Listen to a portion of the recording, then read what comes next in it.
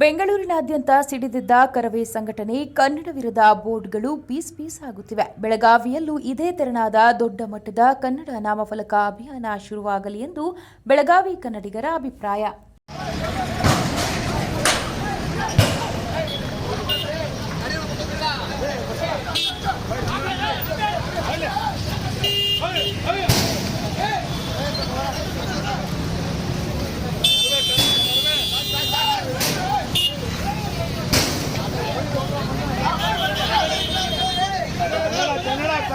Kannada